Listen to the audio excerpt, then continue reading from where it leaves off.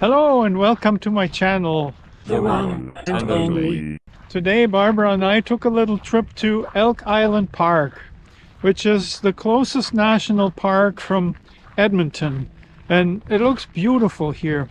We just had a little bit of snow last week. It was actually very minimal in Edmonton, just enough to disrupt everybody because now the roads were slippery, the sidewalks definitely are, and the bike trails too. That's why I had to get my winter bike in action. But here you can see that there's a lot more snow around us here. It's warm enough to walk around here without gloves. There's Barbara walking ahead of me. And somebody cleared all these trails here because they're all paved and everything. And it looks quite beautiful here, but we don't have a lot of daylight left. That's going away fast these days. And on this side we have a Stoughton Lake. Anyways, this park is known for the buffalo that roam here freely. And sometimes when we get lucky, we get to see them. We don't want to go up close to them or anything, but I brought my other camera so that just in case we see them from afar, I got a pretty good zoom on that camera and maybe I can get a good shot. Sometimes you get lucky, other times you don't. We're looking at a frozen sign here. Well, it's the shoreline trail we're going to follow. That should go all the way around the lake, I'm thinking. There is a place where they have fire pits and there's usually firewood supplied and you can just go and do your stuff. And it's nice when it's winter to warm up by the fire. Summer in the spring, but this goes go along with stores, so.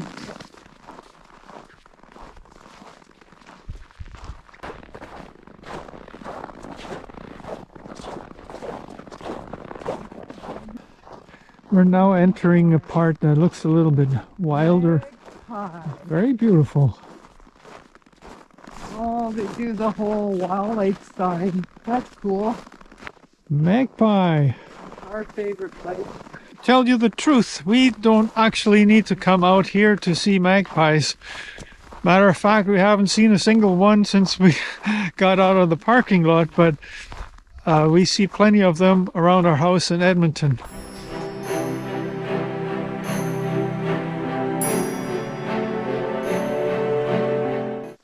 Revival. I gotta tell you a little bit about this camera that I'm recording on right now. This is the GoPro that I ordered from eBay, and I forgot my voice recorder today, so the audio you're hearing is actually recorded by this GoPro. I was expecting to receive an item that is totally not functional, and I really got lucky. It wasn't functional because the battery that came with it was totally dead.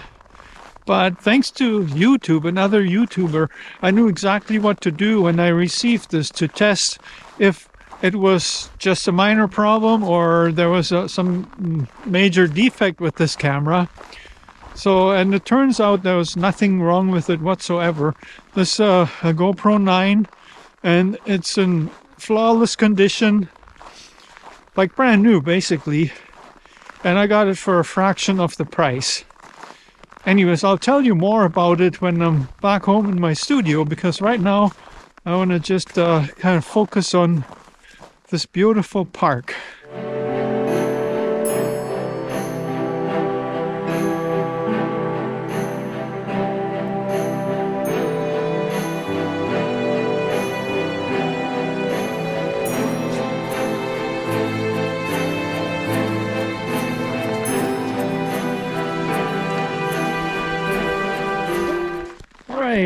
Here is some information about this shoreline trail that we reached.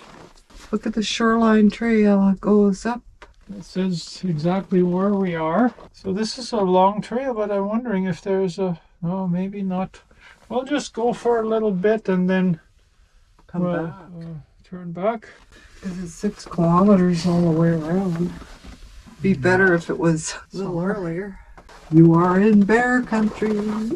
And not only bear, we also seen buffaloes here, and they're quite amazing to look at, but they're also dangerous. If you go up close to them or you try to bother them or something, they, with their big horns, they can really hurt you. And that's happened to people.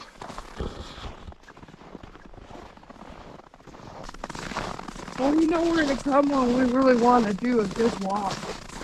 So in the summertime, there's a lot of camping here. People love it. But the problem with Alberta parks or national parks and camping, it's always the demand is higher than the supply. So you have to either book it way in advance or just get lucky. And to get lucky here on the weekend is probably almost impossible. But I think during the week there's always the possibility. But it's a little bit of a gamble when you come here and you don't have a spot, and then you might just get turned around. But in our case, Edmonton is about, I want to say, half-hour drive or so. Now if we were on the bikes, that'd be more like half a day. Probably if we were coming here on the bikes, we'd have to book the campsite in advance, or we just go somewhere else.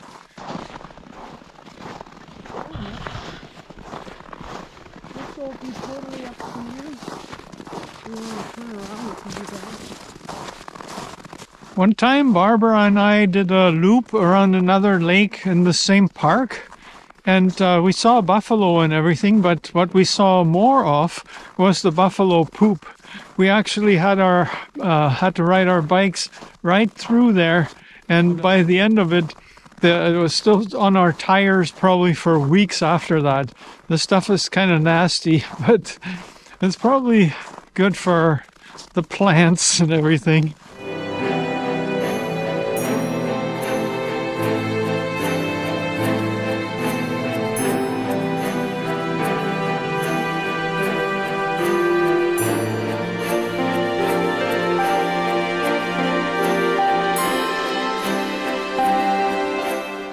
Yeah, I know the squirrel was long gone by the time I had my camera out. I was hoping that with a big zoom, like 40 times zoom on the Canon HS730 or whatever it is, I would be able to get a good shot of it, but there's trees and whatnot, so I couldn't even find the squirrel anymore. I'll try to catch up with Barbara. You're way ahead still.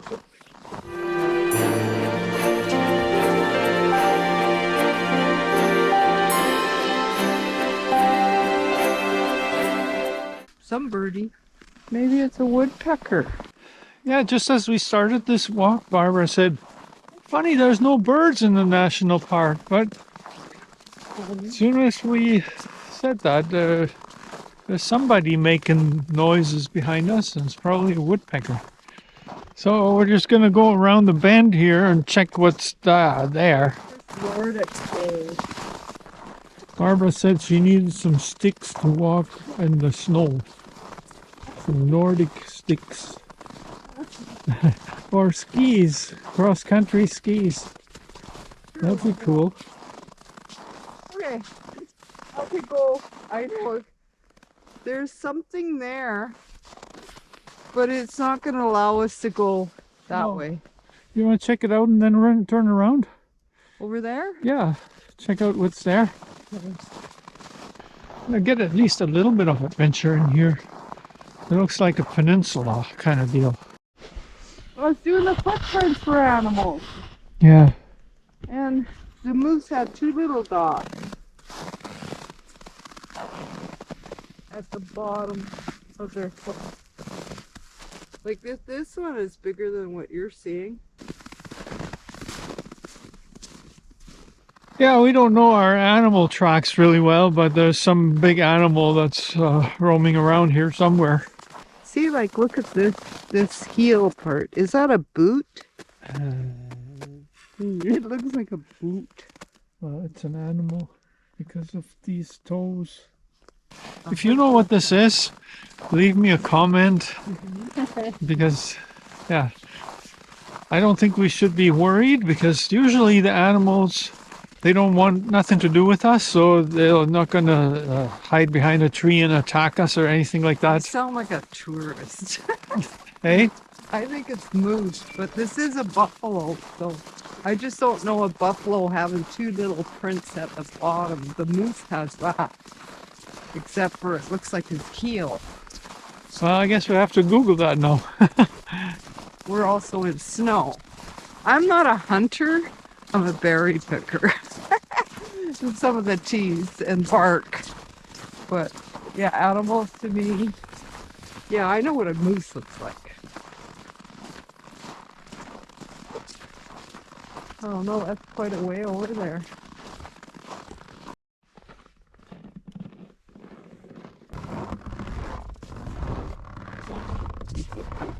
The footprint in the back. We don't come to this park very often, but I remember the last time we were here, over on the other side of the park, my sister and her husband, Heike and Frank, they came to visit us, and we were hoping to take a hike around the lake. And this was in July, and the mosquitoes were so bad that none of the group wanted to complete the walk. We ran out. Yeah, we were getting eaten alive.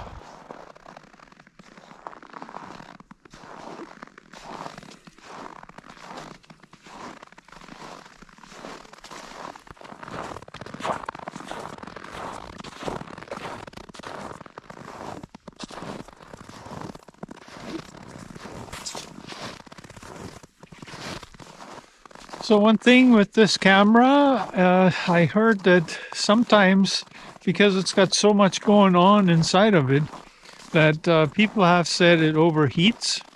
However, today, right here where we're walking around, it's about minus 10 degrees Celsius, which I want to say is probably maybe 20 Fahrenheit, if that. Might be less, I don't know exactly. But it's cold, you know, so there's no worry about it overheating. And this battery is actually meant, it's called Enduro, and it's meant for filming when it's cold, and it lasts longer. So I still got about half the battery left. Kilometers to the parking lot. Is that our parking lot? Probably not, eh? Now we're looking at a sign, I don't know. Shoreline Trailhead, 950 meters. This is where the sign was. Right. Beaver Bay, 350 meters. This is where what we're looking at. And then the parking lot, I think this is where we started off, but didn't it say 6 kilometers in total? So maybe it's a different parking lot. We don't know. I don't think we did even 4 kilometers. There's probably a different parking lot. Yeah, because at 5 kilometers, my gold cup will appear. What's the gold cup all about? My watch, it traces my steps, so it'd be about 10,000 steps, right? So I'm on a trail that brings me a little bit closer to the shore, and it rejoins the other trail after, I'm hoping. And I wonder what it looks like over here. Oh, there's a picnic table. That's nice. And there's nobody has been walking here since it snowed, because there's no footprints at all. I don't think this is a campsite. This is probably just for day use, but there is some firewood here. If we were really super ambitious, we could just clear off the snow and cook our hot dogs here. I'm not sure what it would take to get this wood to burn with the snow. It's damp and it probably wouldn't work too well. Now I'm gonna go back on the big trail, so this is just for picnic here. We haven't spent much time here during the summertime. Again, it's because this place gets busy in the summer, but it's very beautiful in the winter as well, and especially on a day like this when there's fresh snow. And this is the first real winter experience this year that we have. This is the end of it here, eh? See, we could make a fire here, but it's going to be too late. And I can feel the sun going down, so we're going to Yeah. head back. I was going to like film the thing. Look, there are people with skis here too.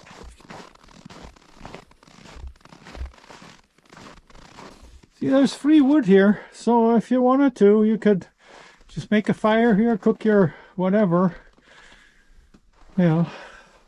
But then you'd have to pack everything because wild animals. Never leave a campfire unattended. Only use firewood provided by the park. Never remove firewood from the park.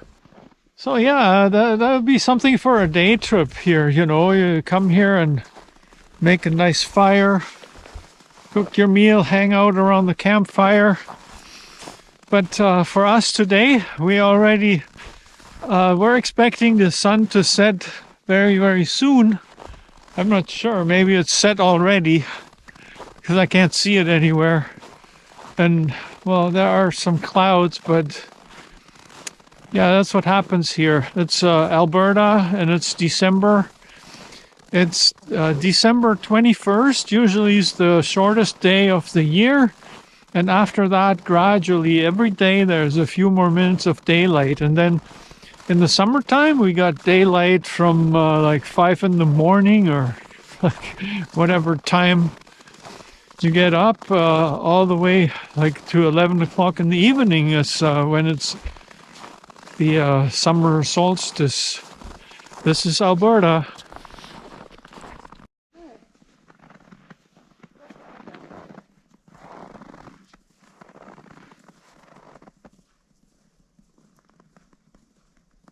Now I gotta say one thing, because I love getting nice aerial footage with my drones of natural environments like here. But this is a national park, so there's no drone flying from a national park.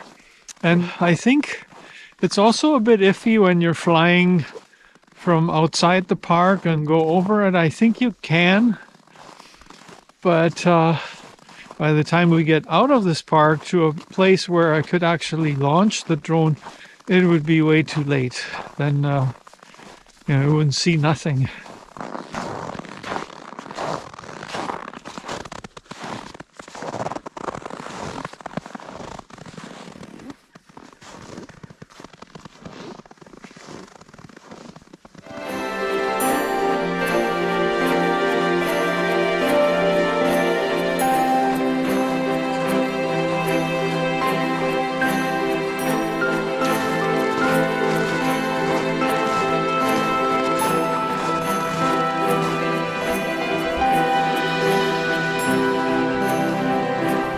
So slowly but surely my battery on this camera is going into the yellow zone, which means it's getting low. So I might just have to call it quits for this video.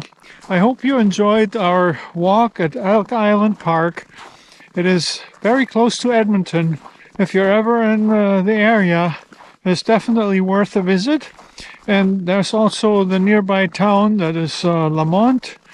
It's worth seeing. There's a Chinese restaurant there. Another one is Bruderheim, another smaller community. Got a really good Chinese restaurant as well. And yeah, it's a fairly flat area here. It's easy to get around on the bike. But you'll be cycling on highway shoulders mostly, so it's for winter not ideal. You know, you're better off in the river valley in Edmonton. All right, I'll see you in the next video.